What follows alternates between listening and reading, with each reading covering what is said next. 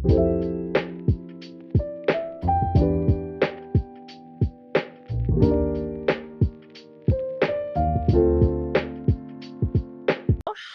I'm Jessie. And I'm Alana.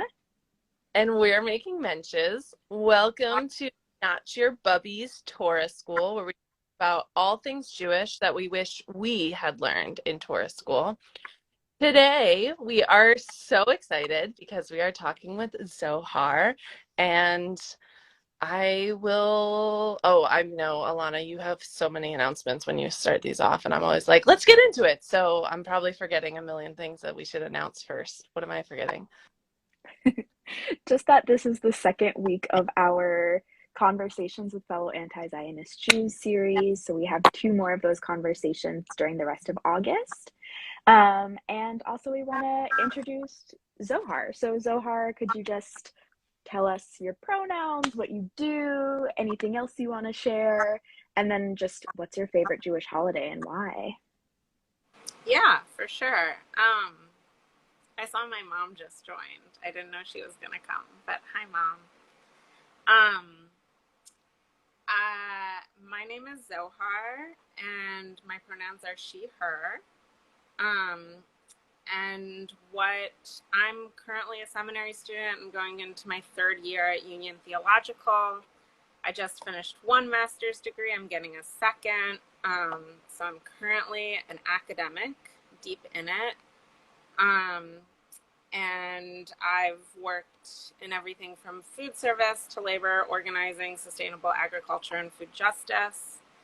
And my favorite Jewish holiday, I'm going to pick two and say Passover and Sukkot, because they kind of frame the agricultural calendar, and there's a lot of like embodied food-centric ritual, which I love.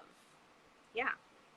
Love that. Sukkot has always been one of my favorites. I used to love like my temple growing up. We would all go out into the sukkah for services and just like looking up and being able to see the stars as a kid when I did not care very much about services was so magical to me.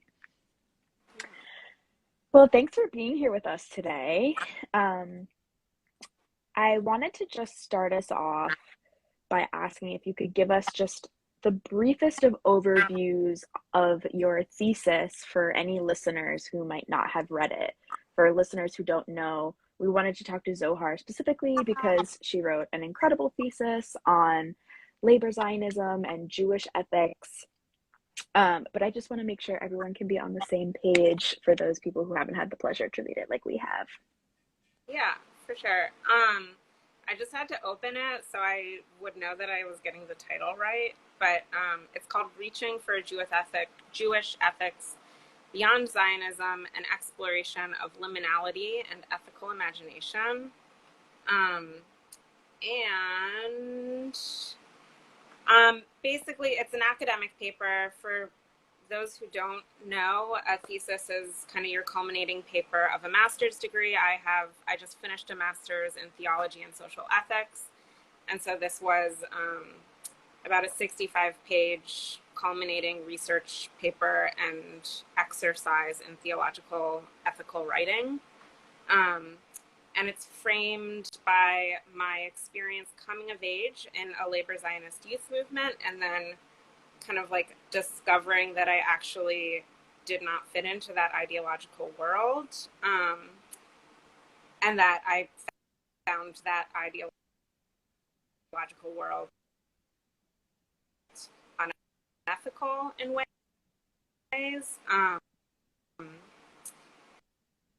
And then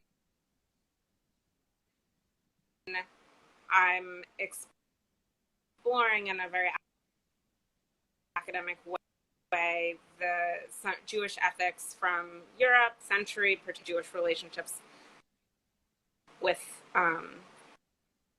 quote unquote the other, discussion of posts on nationalism, and then a discussion of Christian liberation theology and social and how those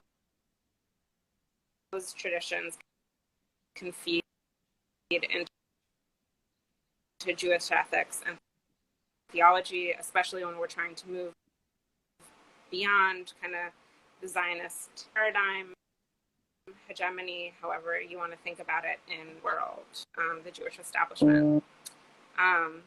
I hope that makes sense to sure that I know how to translate out of academic There's a little bit of breaking up, but it's not so bad that we can't understand what you're saying, but if you want to try to troubleshoot. Yeah.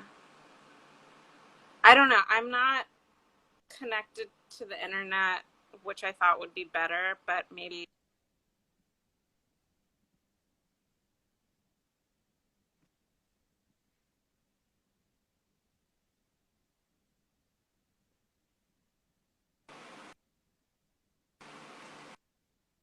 Let's see if that helps. Fingers crossed.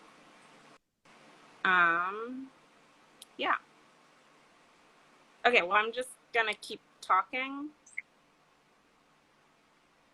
Thesis says an exploration of liminality and ethical imagination, because I personally have found that leaning into a lot of the contradictions that I've felt in Jewish experience, in life in general, is a fertile ground for imagining a new ethics. And I couldn't find the quote, but I was thinking, I've heard this quote from Angela Davis about imagination as political praxis, and I think that's incredibly important, that we all learn what is generative imaginative space and how to imagine, because we're not going to be able to get out of all the messes that we're in with the systems that we have. We have to use our imaginations. So.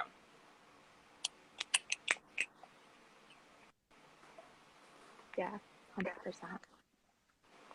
100%. So in your thesis, you mentioned growing as part of the labor Zionist movement we've talked about, and you define labor Zionism as the movement to create an explicitly socialist and Jewish state in Palestine. You also state in your introduction, labor Zionism was built on an ethical foundation that is not and cannot be universally liberatory. While this is obviously complex, as you elaborate on in more detail in your thesis, could you explain a little more deeply what that means for folks listening, and maybe your journey through and away from movement? Yeah.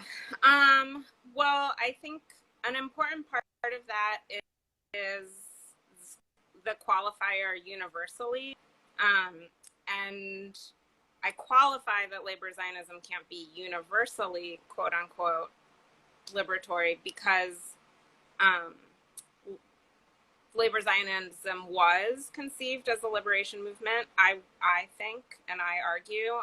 And in some ways, I think it's succeeded as that, but it's succeeded as that with a definition of liberation that is particular and exclusionary, and kind of values the liberation of Jewish people above all else.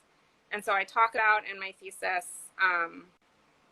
how we need to define liberation, how liberation is a term that gets used across all these justice movements, and is thrown around pretty frequently by people from all sorts of political persuasions, and there often isn't a clear definition, and it can mean, my liberation, it can mean my tribe's liberation, it can mean, liberation and freedom for everyone, for plants, animals, it can just mean and include so many different things that I think we need to, when we're calling ourselves liberationists, which I do, I'm someone who believes, I would say, in a universal liberation, we need to think about what that means and who we mean it for.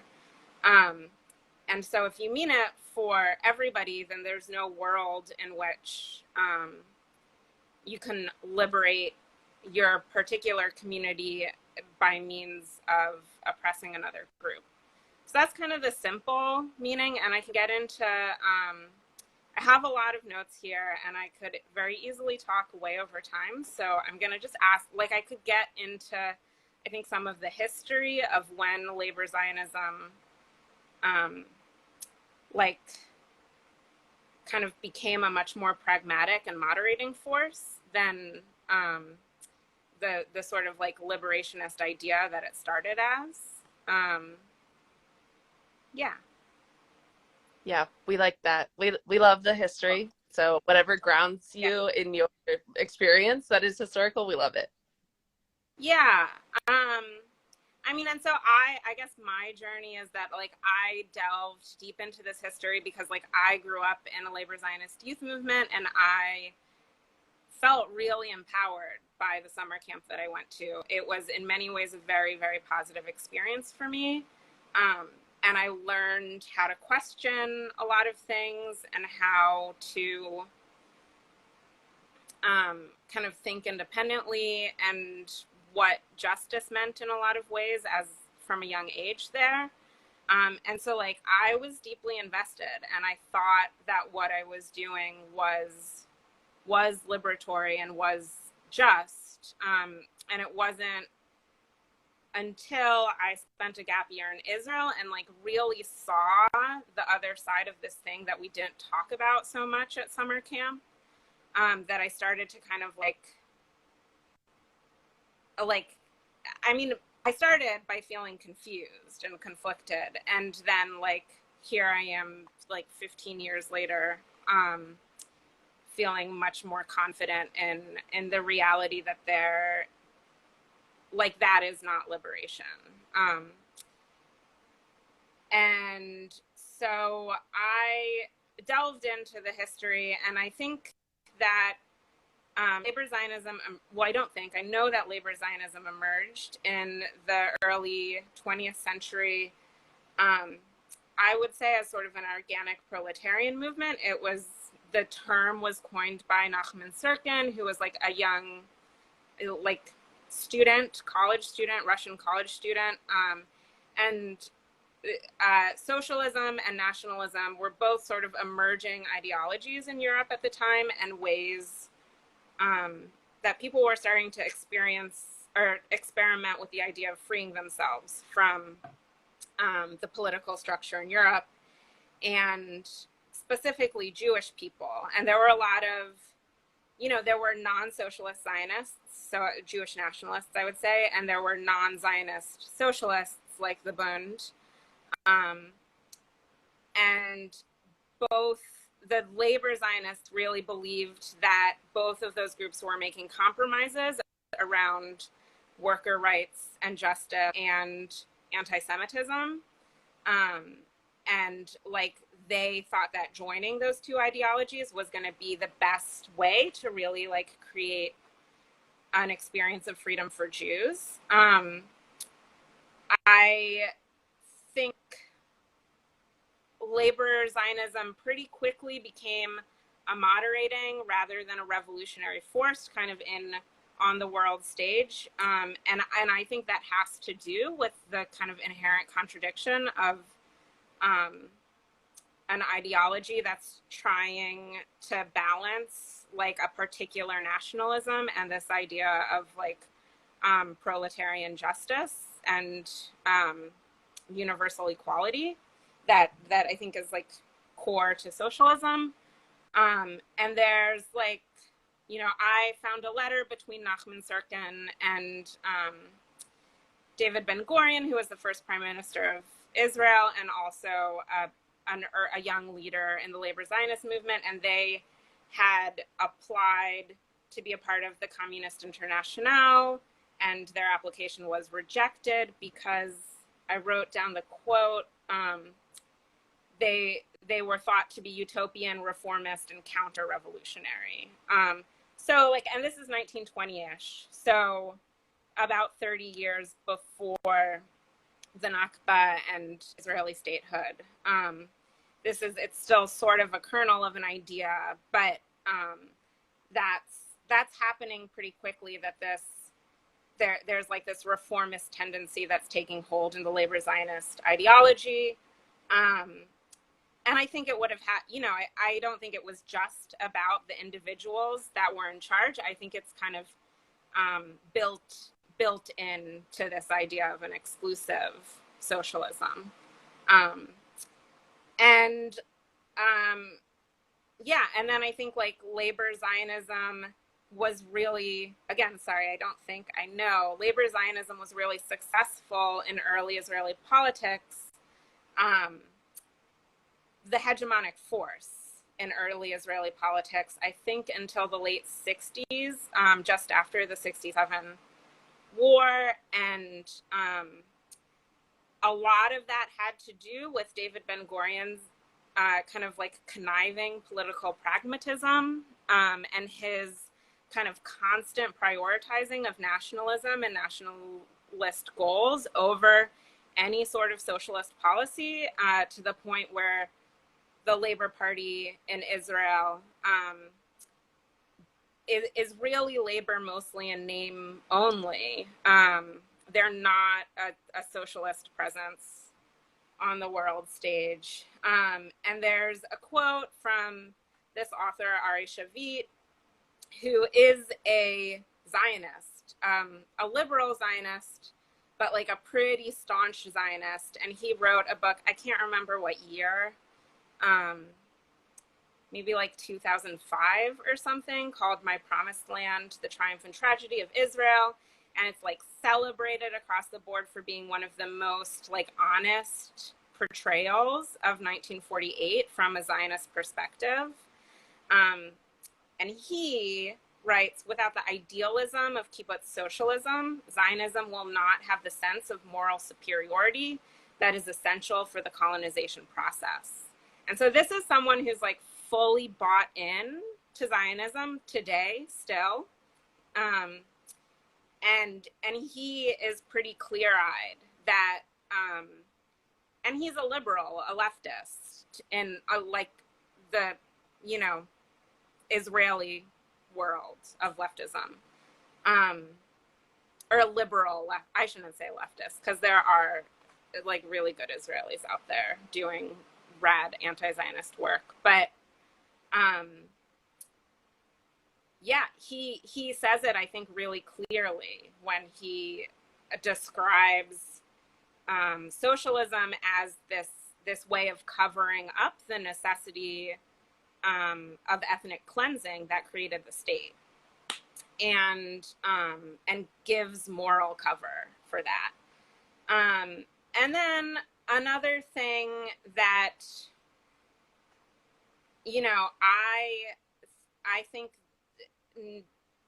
is important to realize is also like today,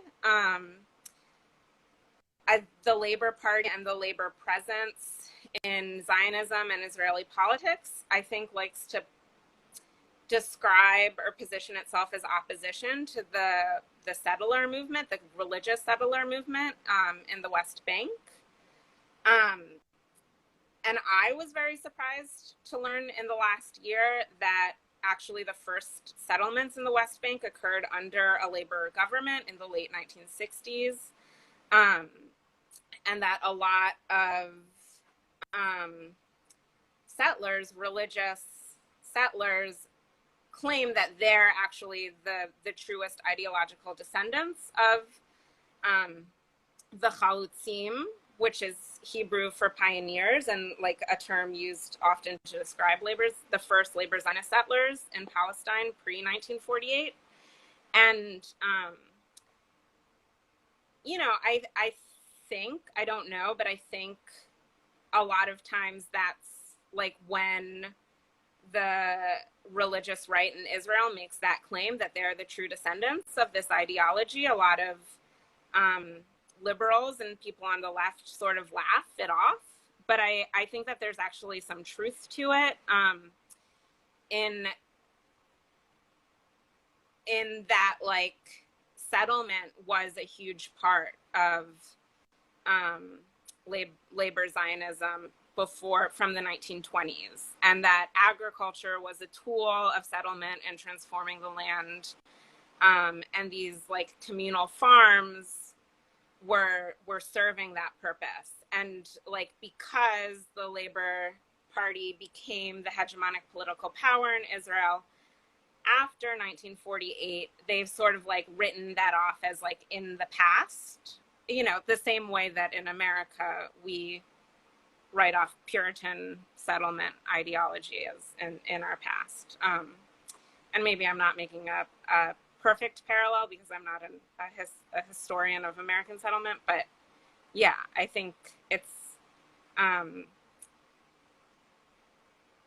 think it's an apt comparison that these religious settlers in the West Bank are making to see the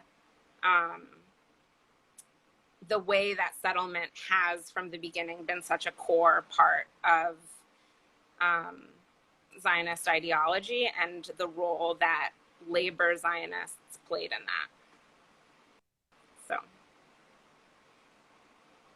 yeah. Yeah, thank you so much for that.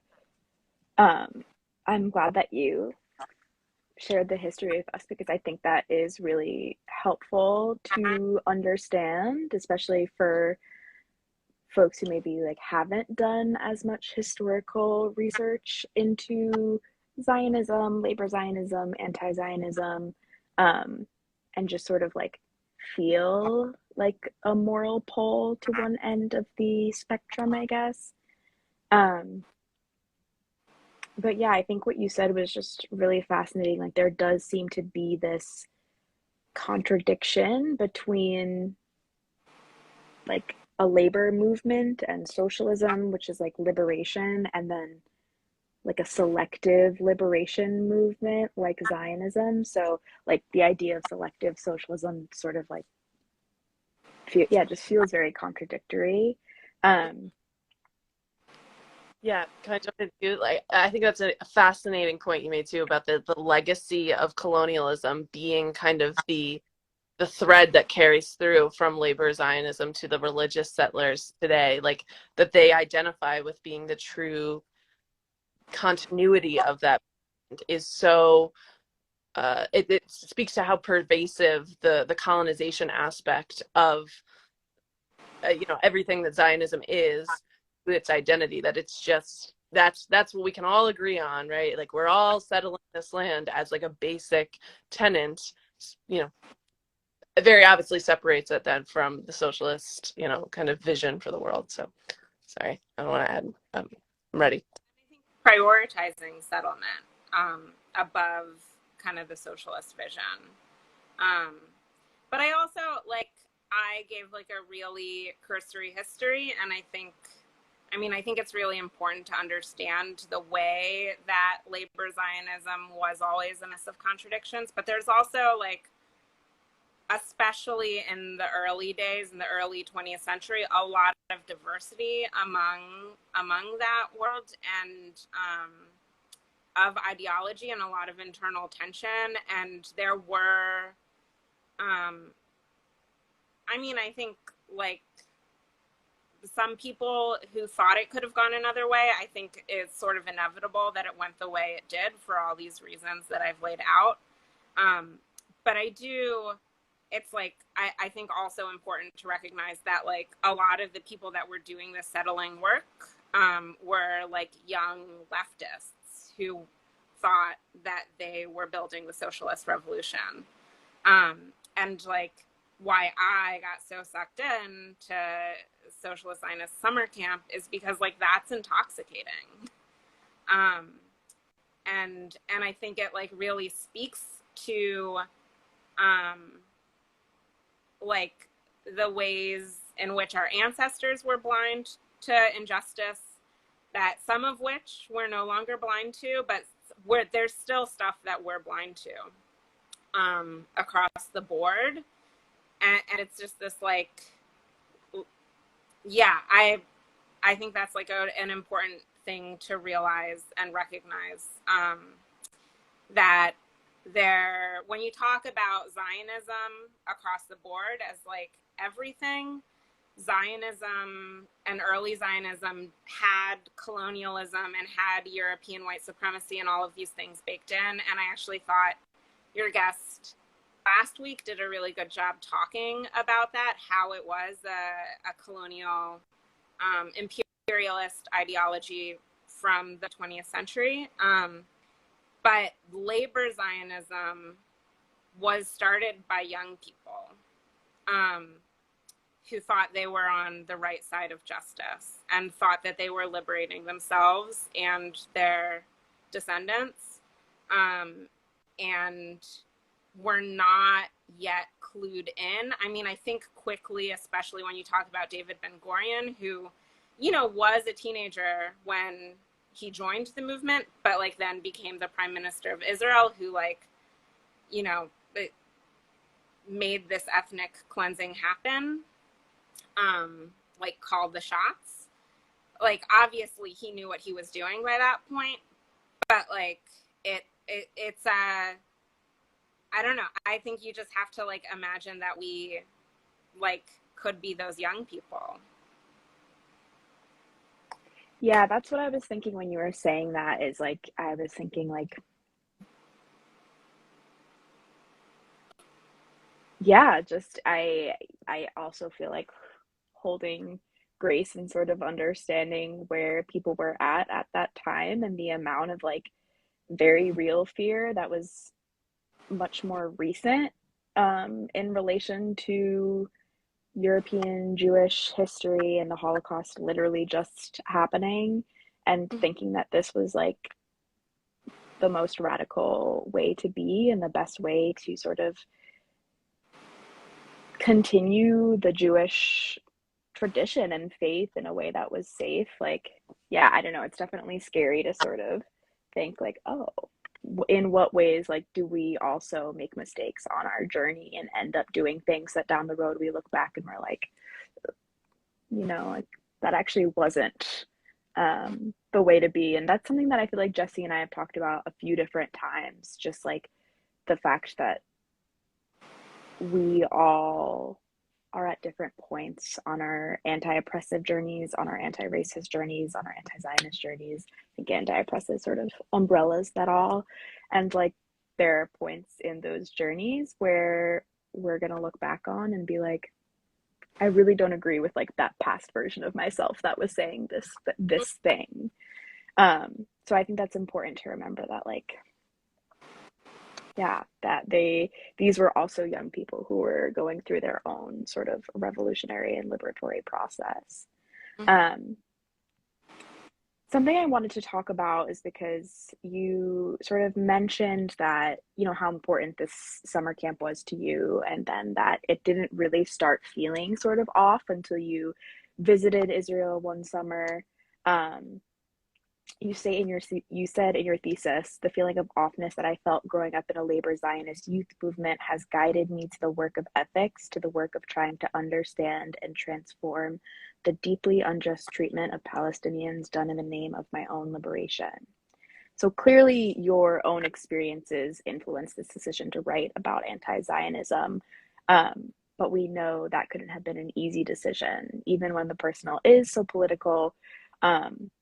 We're just curious, like, what went into that decision to write your thesis on such a personal topic, and also how your thesis and your beliefs and values have or have not impacted your relationships with your loved ones.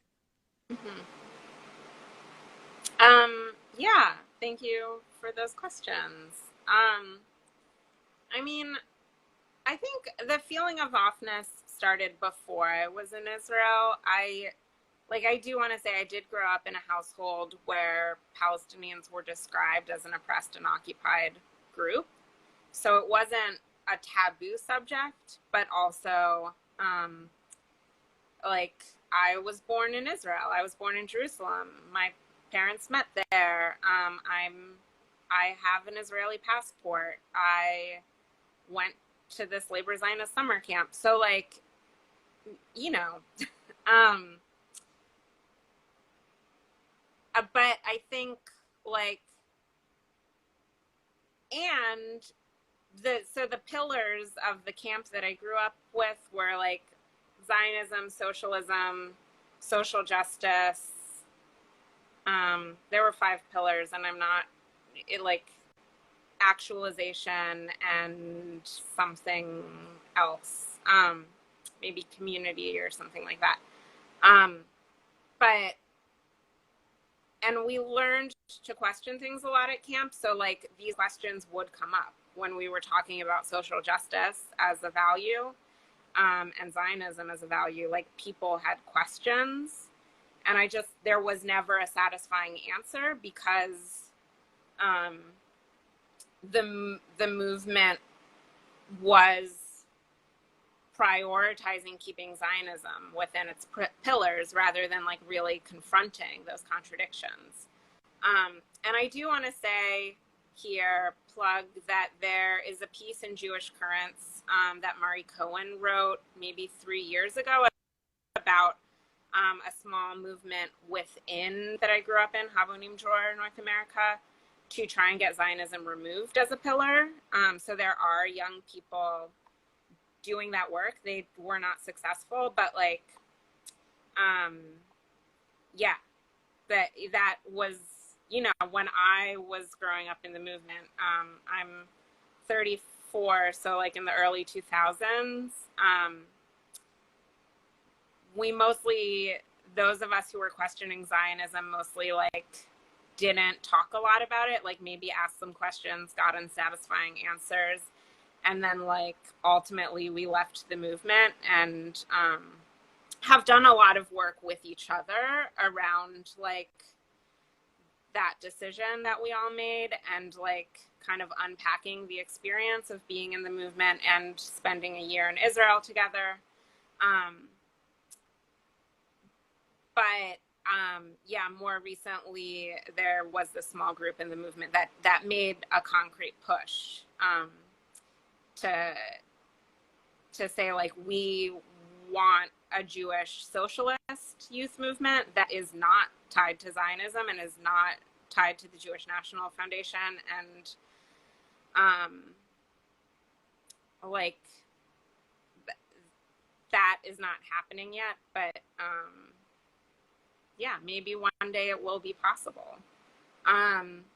But yeah, so I like asked a lot of questions, didn't get satisfying answers. I feel like there was always this answer like, but the Holocaust did happen, but you know, racist things about birth rates in Israel that I'm like too embarrassed to like repeat right now, but it's an important to know that those things do get cited a lot by people who believe in social justice.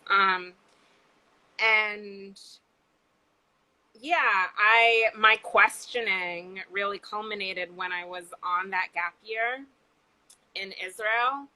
And I spent a lot of time trying to redefine Zionism in a way that held space for like the reality that I was starting to see. Because it was like, if I called myself not a Zionist or an anti-Zionist, then I would lose this community that had been so important in my upbringing. And so I was like, there's got to be some way to be a part of this community, to be a part of Zionism and socialist Zionism. Also, like my only knowledge and experience of socialism and, you know, like labor was through the socialist Zionist youth movement. And without like claiming that Jews had an exclusive right to the state of Israel, Palestine, like, or without like even claiming that piece of land needed to be Israel. Like maybe there was a way to be a Zionist and be like, it's actually Palestine. And then I left Israel and went to college, and I think like I went to college, to a small liberal arts college that had a Palestinian student presence and had like an SJP chapter. For those who don't know, that's Students for Justice in Palestine. And I think I was like, no, I'm not a Zionist. Like, I can't keep trying to like make this ideology fit. I have to like distance myself. And I distanced myself for a long time and kind of committed myself to justice work. And I like got involved in the labor movement, the workers movement here in the States. And I did keep working at summer camp actually for a few years after that, because summer camp itself had been such a important experience in my growing up. But ultimately, I kind of like slowly ghosted that world. And now I would say the people that I am close with and hold on to from that part of my life are people who were questioning Zionism and are now anti-Zionists. And like, we went through that process together. And yeah, I didn't know that I was going to write about Palestine when I applied to divinity school. And, but I did like choose to go to a Christian divinity school because I didn't want to like either feel like I had to censor myself or be on the defensive. And so I like came to divinity school with some awareness that Palestine was going to be on my mind, and that like it would come up,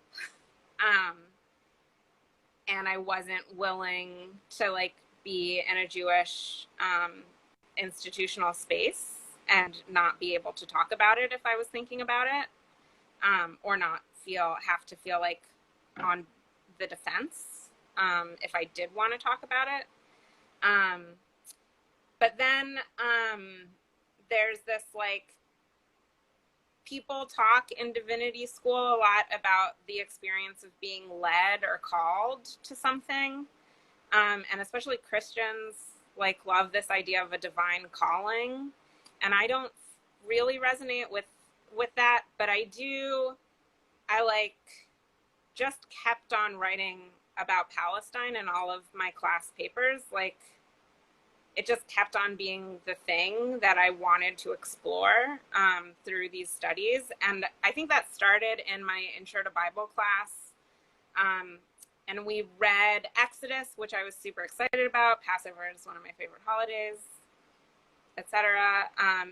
And then while we were reading Exodus, I came across this quote from Naim Atik. One of my professors actually shared this quote from Naim Atik. And if you don't know, Naim Atik is a Palestinian Christian liberation theologist. He wrote actually this book, Justice and Only Justice, A Palestinian Theology of Liberation. And he, says point blank that like, the Exodus isn't a meaningful event in Palestinian liberation theology because it ends with the conquest of Canaan. And like, a 33-year-old Jew at this point who has done Passover every year of my life and read the Exodus story, like actually didn't know that the next chapter in the Bible was the conquest of Canaan. I mean, it's not exactly the next chapter, but like the next significant story is the book of Joshua. And I like went deep in the last couple years on the book of Joshua and reading about the conquest narratives in the Hebrew Bible. And like really, really struggling with the idea that perhaps like these texts are not as simply liberatory and focused on justice as I thought they were. And I think like, so when I talk about like leaning into that tension and contradiction, like a lot of that came for me between Exodus and Joshua, and with this challenge from Naim Atik about the conquest of Canaan. And I don't know, I'm sure there are some people on this call that don't know exactly what I'm talking about, but basically the Jews' Exodus in the Hebrew Bible, the Jews are freed from slavery in Egypt. It's the story we tell every year at Passover. You all probably know it, like Prince of Egypt. And then there's Deuteronomy, and the Jews wander in the desert, the Israelites wander in the desert for 40 years. And then Moses dies just before the Israelites get to the promised land, and Joshua is appointed their leader. And the next book in the Hebrew Bible is this like bloody conquest story about just like killing every single indigenous Canaanite in sight, just like massacre after massacre,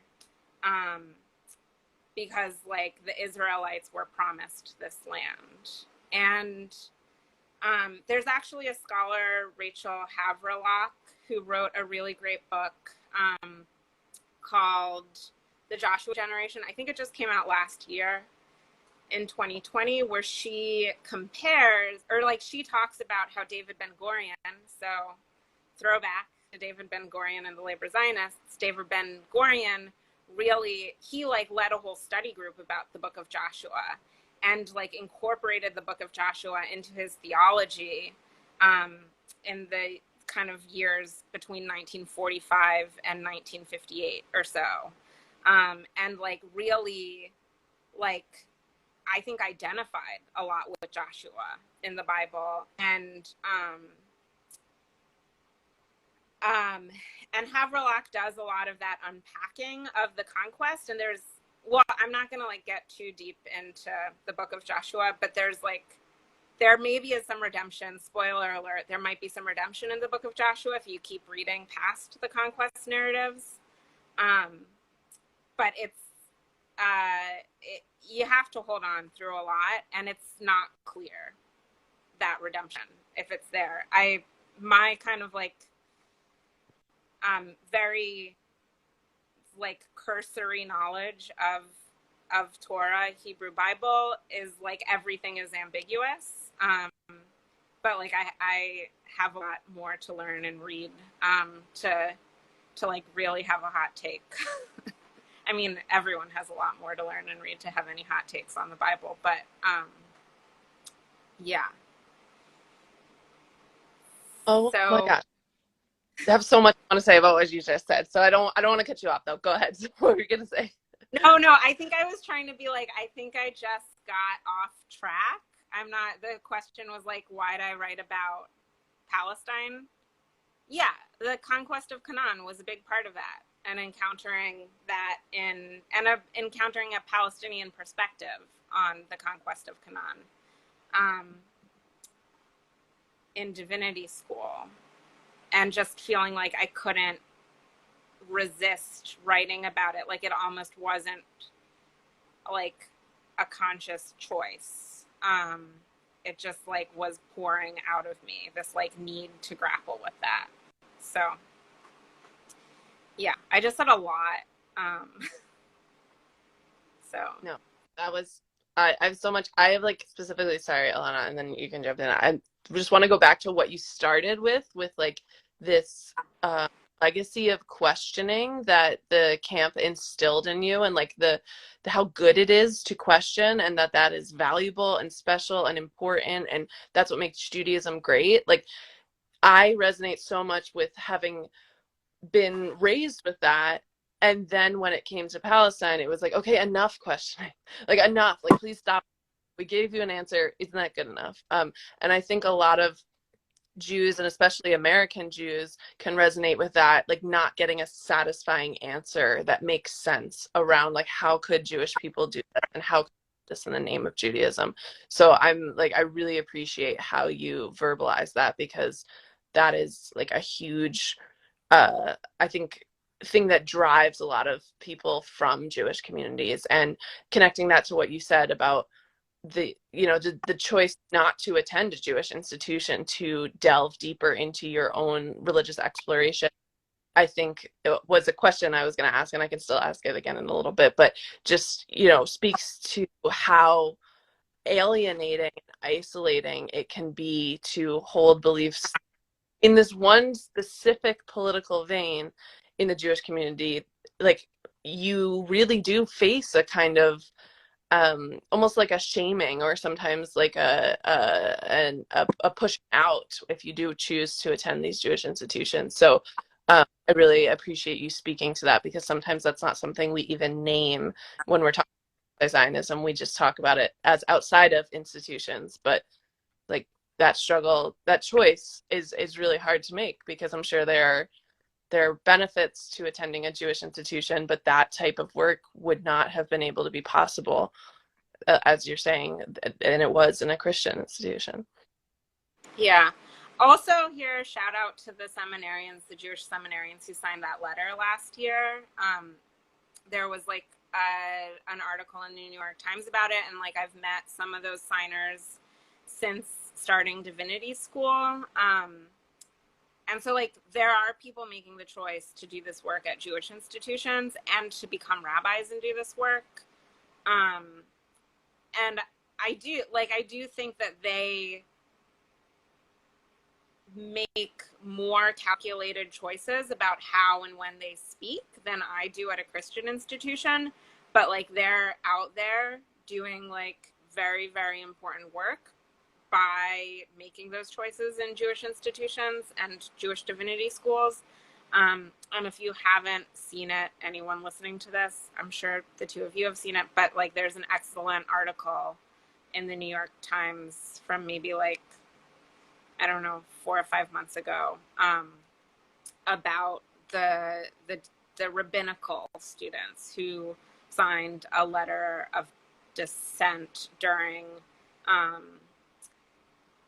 the bombings on Gaza, not this most recent round, but last May and April. So, yeah. Yeah, I also think that's that was something I neglected to remember to mention in the beginning, is that we're doing this session in the midst of another incredibly violent attack on Palestinians and on Gaza, and that is on me for neglecting to mention that when we started our session. But just noting that like it is an incredible privilege of us to be able to sit here as Jewish Americans and have a conversation about like where we stand in our anti-Zionist grounding, while there are Palestinians who are, actively being murdered as we speak. And I do want to like make sure we at least hold that in our minds, even if that's not where we're centering our conversation today. And, if you're listening and you are not agreeing with what we're saying, I do hope you can at least acknowledge the incredible violence that is enacted upon Palestinians, and just hold that for a moment. Yeah, and to bring us back a little bit towards your journey and how you have kind of reckoned with all of this, there's this incredible part of your thesis that we read, and we were like, we have to read the whole thing out loud. So I'm going to read the whole part of your thesis to you. But on an intuitive level, I understood as a young person that I had to choose between Zionism and a broader vision of liberation. At the time, I believed and acted as though choosing a broader vision of liberation meant discarding my Judaism. And for me, it did. My Judaism was deeply embedded in a Zionist subculture. And so when I left the youth movement I'd grown up in, I lost most of my Jewish community, and my Jewishness became much less a part of my daily life. I've learned since that what at first appears to be a binary, the particular or the universal, Jewish or anti-Zionist, becomes fertile ground for ethical imagination when we begin to dialogue with these moments of contradiction. And so we've talked already about like this is a struggle that a lot of Jews go through, but this kind of discarding of Judaism in order to feel more connected to your values, and trying to piece it back together now, from what has been discarded and what is still valuable. How has that been going for you? How do you feel about your Jewishness along with your ethics? And do you still feel that you are on that journey, or you've made peace with some parts of it? Just curious to hear your thoughts on it. Yeah, there's actually something you said a little bit ago, well, about questioning, that when I was pondering this question, I had a similar thought. Like, questioning things is such an important value in Judaism. And I think, and it's like through doing this work where rather than distancing myself, just simply distancing myself from Zionism and embedding myself in justice movements here in the United States, but by really asking these questions, that I've started to feel more connected with Jewishness and more like at home in my like Jewish identity and ancestry. And I think that, yeah, that like when I talk about that, like I've gotten a lot more comfortable through doing this work of also like claiming the parts of my experience that were good, and that like taught me the value of questioning, taught me the value of kind of counter culture, and I think that, so I mean, yeah, fertile ground for ethical imagination or for moving forward is in like not shying away from those questions and really trying to explore where we feel tension. And so then, yeah, like spending time in school exploring this point of tension has felt super Jewish to me.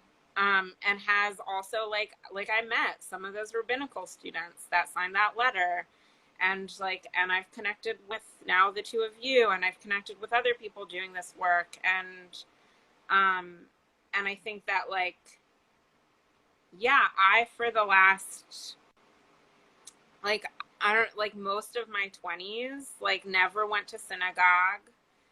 Like my only Jewish experience was at the Passover table with my family once a year.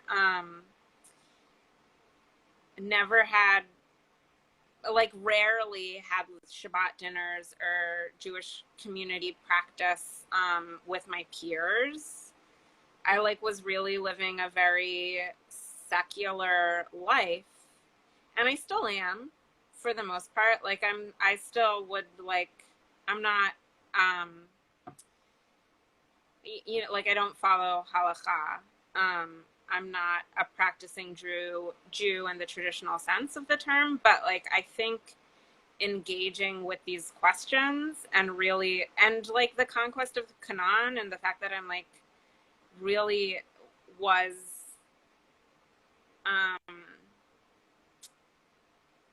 had space to dive into that discomfort, and to really wonder like what these texts are trying to teach, and whether that resonates with me and I agree with that. Like that all feels very Jewish to me. And so, yeah, and I like, I'm again not going to remember like where I've seen this, but I feel like people will talk about Torah is praxis, it is study, like it's not actually the words on the page, and that has really resonated with me. I might like double check that before you say it again, because I'm not positive where that comes from, but I feel like people say it.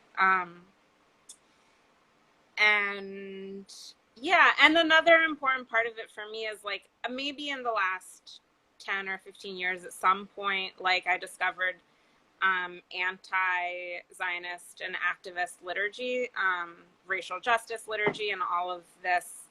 Like I'm it's like almost a joke by now how many different activist Haggadot you can find if you Google. And like those really pumped me up for a few Passovers, and then I realized that like it wasn't enough because I didn't want to be reading someone else's theology. Like I really wanted to like be able to raise the questions that were important to me, which is not to say that like those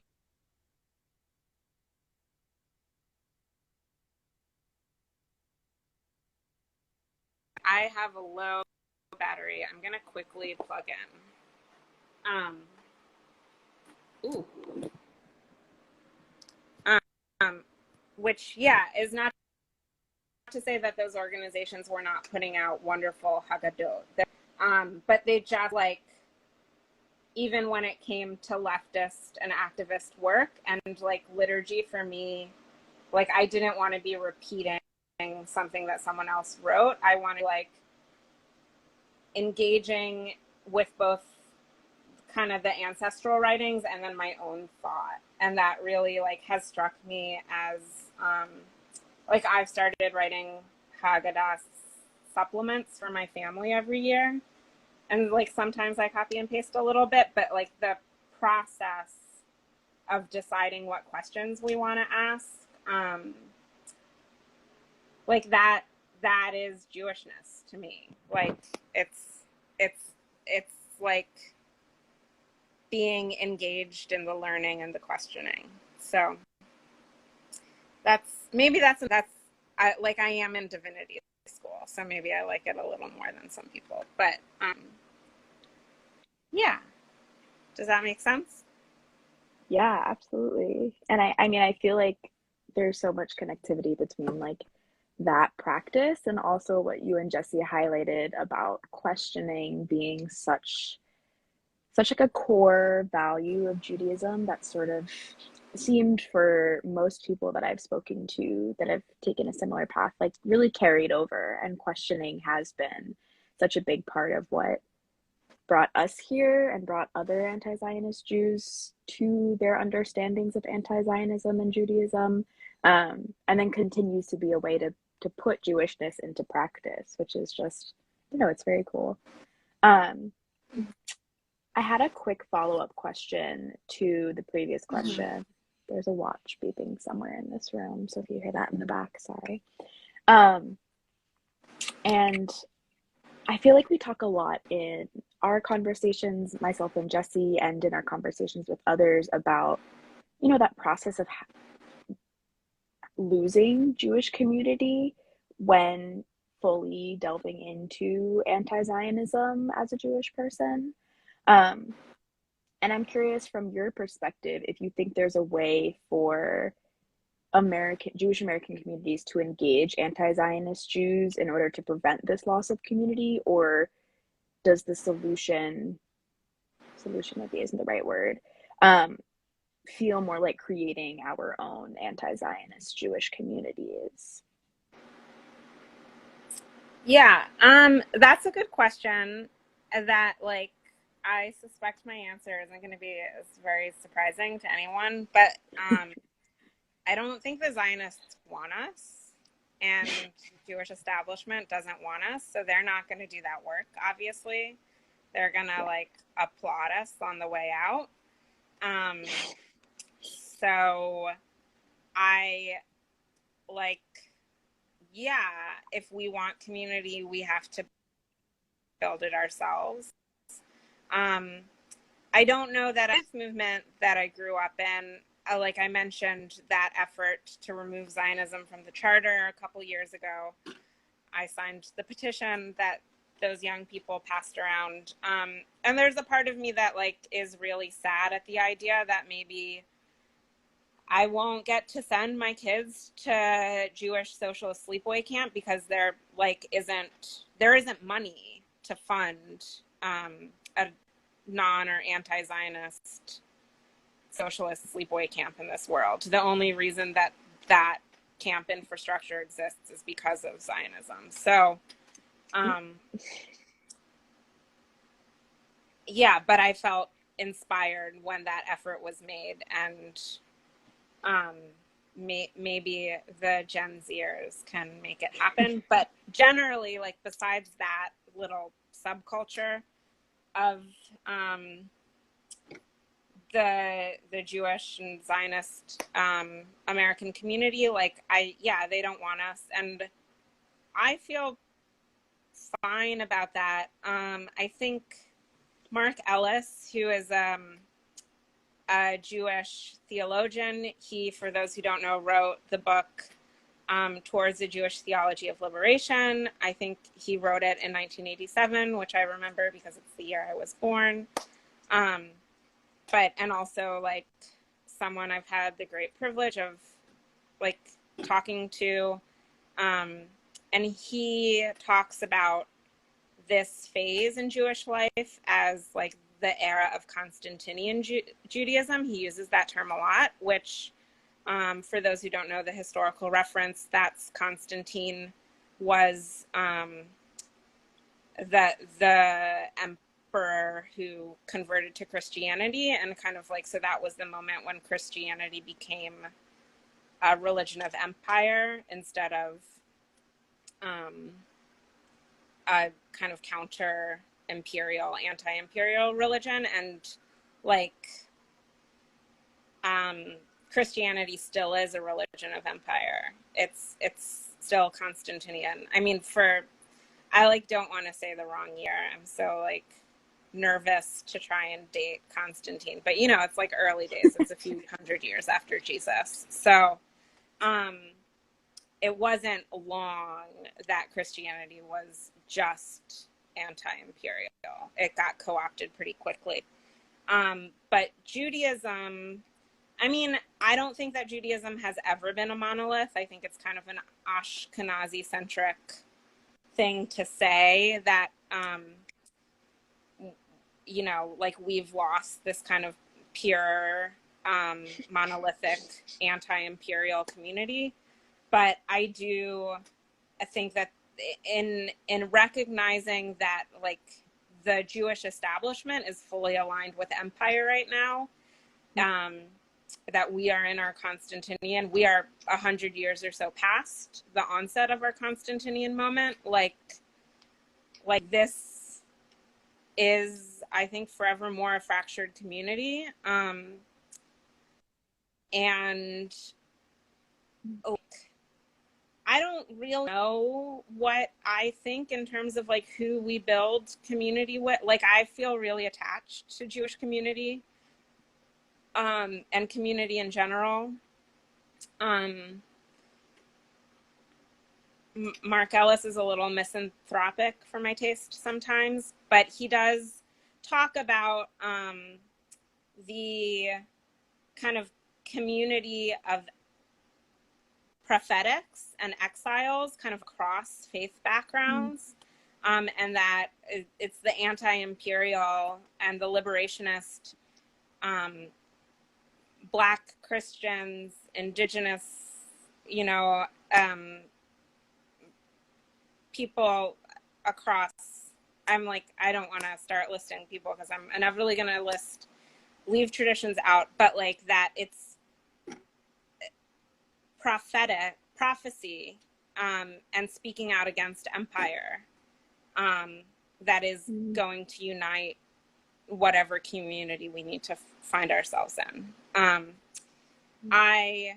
For me, some connection to Jewish particularism and like my ancestry in the shtetl feels like that is also important, and like how, you know, I'm figuring out how to hold on to both of those things. But that's, yeah, the Zionists don't want us is the main point from ain't that the truth?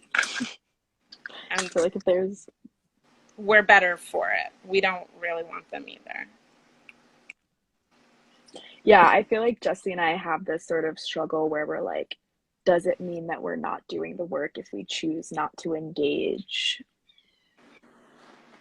But then someone that we're actually talking to in a few weeks who's incredible, Anna, posted something about how like engaging with Zionists in a lot of ways just like makes you a sympathizer to that violence. And so I don't know, that was an interesting take, and I really appreciate what you said because I think that's real. Like I haven't met almost a single Zionist Jew who's interested in hearing me out and hearing what I have to say. And frankly, like I'm not interested in hearing the same rhetoric from Zionist Jews over and over and over again, because it's tired, and there's nothing in there that is, you know, different ever. It's the same rhetoric over and over and over again every time. But I really, really like, yeah, I thought what you said about like, you know, what Mark Ellis says about how sort of anti-imperialists of all backgrounds coming together, sort of where the community lies, but feeling, yeah, sort of also wanting that Jewish grounding is something I really relate to, because you said that and I felt like immediately sort of like sad, because I was like, Mm-hmm. Judaism is really important to me still, and like I yeah, I feel very, very connected to Judaism outside of like Zionist Judaism and Zionist Jews. And so, yeah, I just think that's like a really fertile ground for like imagination, Mm-hmm. as anti-Zionist Jews, that like we can sort of engage in. Because when you said like, you know, there's no money for an anti-Zionist Jewish sleepaway camp, I was like, okay, but how sick would it be if that did exist? And like, Yeah. I don't know, yeah, like that's like really things for us to consider. And I almost feel like so much, at least of my energy, gets spent in like trying to have conversations with Zionist Jews instead of just like letting it go and like actually just working towards building really strong and beautiful anti-Zionist Jewish communities that like maybe can create our own access to um anti-Zionist Jewish summer camps, and like the temple that opened in Chicago, I'm not going to remember the name off the top of my head, that is like an anti-Zionist temple. Ted. um okay, thank you. And so, yeah, I mean, I think that like those things, those like generative things and practices are really important and feel a lot more like hopeful and sustaining than sort of sitting in trying to make a place for ourselves in communities that, yeah, like you said, don't want us. So thank you for that. Yeah, I want to, I guess, make a quick clarification between like individuals and institutions here. And like, I mean, I was a Zionist when I was a teenager, a young, impressionable teenager. And like, I wish the anti Zionists had talked to me. I wish that these conversations had been more accessible. I think a lot of us who are doing liberationist anti-imperial work within the Jewish community like feel that way, Mm-hmm. and like my relationships with people who I grew up with in the Zionist movement, and who have moved away from that movement with me, um, have been so essential in my Yeah. life. And so, yeah, like the Zionist institutions don't want us, but there are those rabbinical students that signed that letter that I keep referencing. And there are, and like they signed that letter, but some of them are not as left as the three of us sitting here right now are. Um, and, and there are places to have, um, I think, real and generative conversations with people who are in different in different places on the journey, and that is really, really different than Yeah. trying to find space within um, the Jewish American establishment that doesn't want us.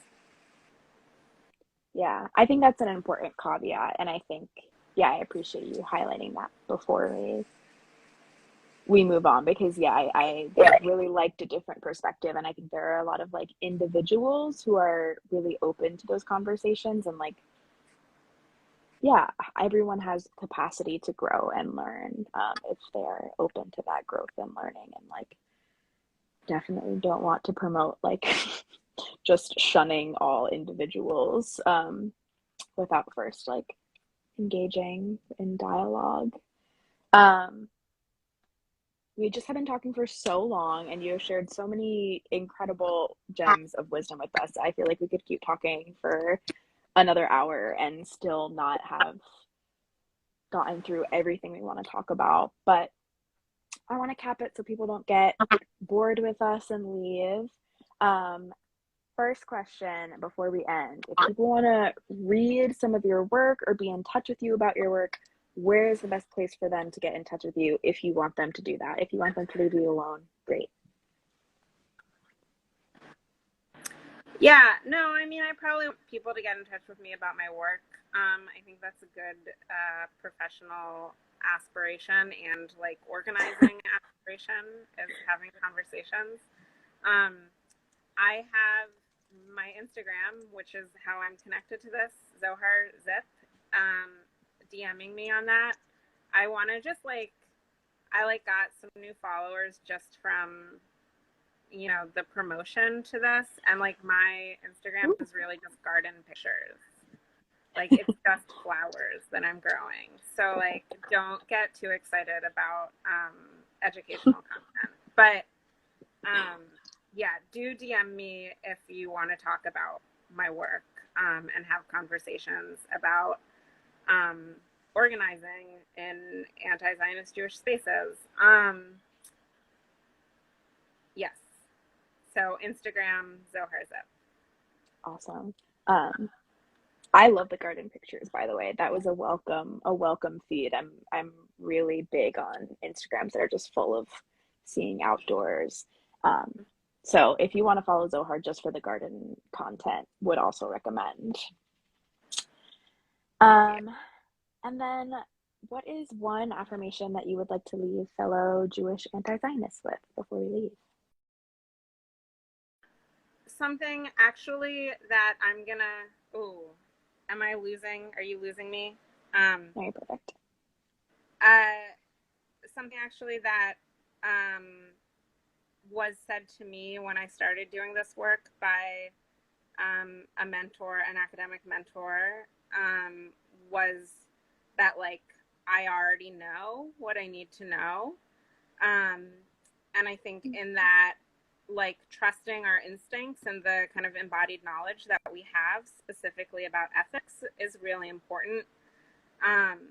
And like there's because it's such a contentious space, to try and have these conversations about anti-Zionism, especially with within the Jewish establishment. There's this like, I know that I have felt this like scurried need to research, never-ending research, so I can have all the talking points. And like, obviously I've had the privilege to do a lot of research recently, but most of you know what you need to know. And like, you have a real intuitive sense of what is right and wrong in the world. And like that, you can speak from that intuitive sense. You don't need to know all the facts. Yeah. I love that. That is so good. That is so important. Thank you for that. And thanks for being here with us today and talking with us for so long and sharing your incredible thesis with us. We truly appreciate it so, so much. Yeah, for sure. Yeah, I just want to, I guess, like to plug a couple things. Plug them, please. The thesis that we've been talking about, I published it on Columbia's server. Oh, yay! I'll link with you. Please. And then also I have a piece of writing called A Prayer for Jewish Farmers that's coming out in the New Farmers Almanac in January, Cool. Which is a pretty rad sustainable ag publication. And I wrote, 700 words about agriculture and Judaism and a little bit about Palestine and colonialism. Awesome. And yeah, and then I'm also going to be, I doubt anyone listening to this is going to be at the Interfaith America conference this weekend, but if you are, I'm going to be there leading a session also about agriculture and ecology and Judaism. So come find me. Okay, well, you never know. Maybe someone is. So if you are, you know where to find Zohar this weekend and say hi. And yes, make sure to look for that piece in the Jewish Almanac. Is that what it was? The Jewish Farmers Almanac? No, the New Farmers Almanac. It's New Farmers. not a Jewish publication. It's a Okay. farmer publication. But I am writing about Jews. Okay, so check out the New Farmers Almanac in January for what sounds like a very cool piece from Zohar. And we will link to her thesis in our little source list that gets sent out with our newsletter that comes out following every episode. We will also link to a few of the books and articles and the letter that Zohar mentioned during our conversation today. And then the bibliography of Zohar's thesis is full of so many things that you can explore if you want to research. But like Zohar said, like, you already know. And research is not necessarily a necessary component to your knowledge and understanding. So yeah, thanks for being here with us, everyone. Thank you to Nate's Neighbored on Instagram for our podcast intro and outro music if you're listening to this as a podcast. And we cannot wait to see you next week when we're going to be talking to two of my cousins, Ariel and Amanda, and talking about how 3 Jewish people in the same family came to anti-Zionism on completely different paths in a very Zionist family. Yeah, we'll see you then. That's on Wednesday next week, not Thursday, but there will be a podcast so you can listen to it whenever really. Yeah. And thank you both for hosting me and like reading my writing and asking such wonderful questions. It means so much, and thank you for the work you're doing, like with this Torah school alternative learning venue. It's so important and needed. Thank you. We appreciate that so much. Yeah, thank you so much for bringing your wisdom and teaching us. And this has been, as we've learned, like more of a learning experience for us than anyone else. So we're like, great, it's our new Torah school. So much. Thanks, everyone. Bye. Bye.